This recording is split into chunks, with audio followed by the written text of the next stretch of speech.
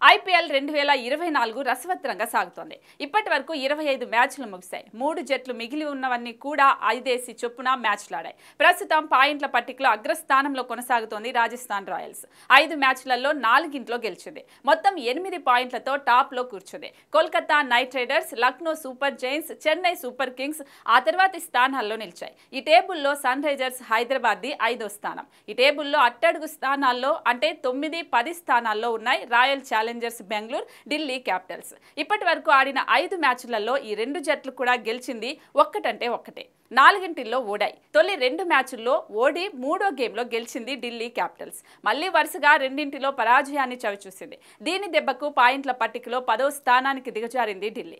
అక్కడి నుంచి పైకి లేవాలంటే అన్ని మ్యాచ్లను కూడా గెలిచి తీరాల్సిన పరిస్థితి ఎదుర్కొంటోంది. ఈ పరిణామాల మధ్య తన తదుపరి మ్యాచ్లో లక్నో సూపర్ జైంట్స్తో తలపడుతోంది. శుక్రవారం సాయంత్రం లక్నోలోని అటల్ బిహారీ వాజ్పేయి ఎక్నా స్టేడియం దీనికి వేదిక. ఇది గెలిచి తీరాల్సిన మ్యాచ్ కావడం వల్ల ఢిల్లీ క్యాపిటల్స్ ప్లేయర్లు నెట్ ప్రాక్టీస్ లో చెమటోడుస్తున్నారు. ఈ క్రమంలో ఆ జట్టు డాషింగ్ ఓపెనర్ డేవిడ్ వార్నర్ తన కూతురితో కలిసి ప్రాక్టీస్ సెషన్ లో కనిపించారు. పెద్ద కూతురు ఇవి మే వార్నర్ తో కలిసి ప్రాక్టీస్ సెషన్ కు అటెండ్ అయ్యాడు.